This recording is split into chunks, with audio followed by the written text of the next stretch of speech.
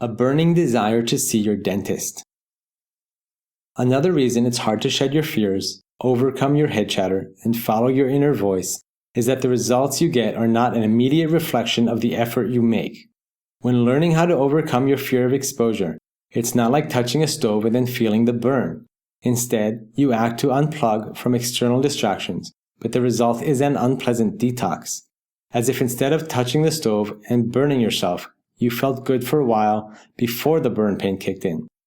Another analogy might be getting acupuncture, where you experience a little pain in order to feel well in the long run.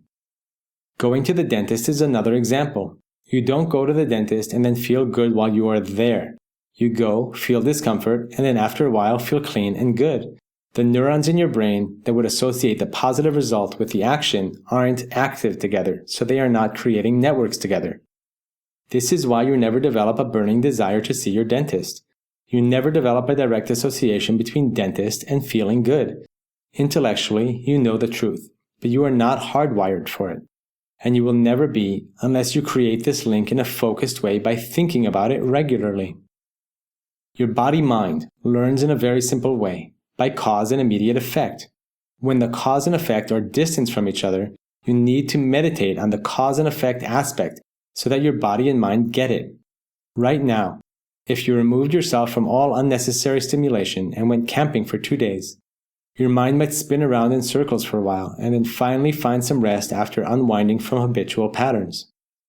This experience, however, creates a mental, hardwired connection between your actions and the potential unpleasantness of the cleansing. Your automated system of memory only makes that first connection. It can take many repetitions of the action or of thinking about the process repeatedly to create the neural link between going camping and feeling good, or between moving your body and feeling good. And meanwhile, while you are creating that link, you have to operate on pure faith, faith in the rightness of being who you are. Your task is to create a mental bridge between the actions you take and the resulting pleasantness that comes after the detoxification of your mind.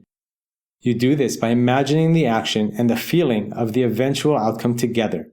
As you do this kind of mental pairing, you will become more and more hardwired to desire the actions that create a calm mind. By generating this direct experience of causation in your mind, you are going to find more and more motivation to free yourself and connect to the creative voice of your heart. To do this practice and create these new neural networks, be a scientist. Your research questions are: what happens when I unplug? What happens when I lay on the earth? What happens when I start making a list of whose thoughts are these anyway? What happens when I don't resist the rising tide of my true self welling up within me, pushing out all the junk it's buried under? Do I eventually start to feel more free? Does the real me start to come out? You will be asking the questions and mentally drawing a direct line that bridges the discomfort and pairs up the action with the eventual result. Take action. A bridge to silence meditation. Description. Think of the action of silencing your phone and connecting with nature as the cause of the calm that comes after the mind chatter stops. Just think about it for a while, until you feel something settle in your body. If the head chatter starts up while you are thinking about it, take strength from contemplating the rightness of being who you are. You can also ask yourself what you are worried about.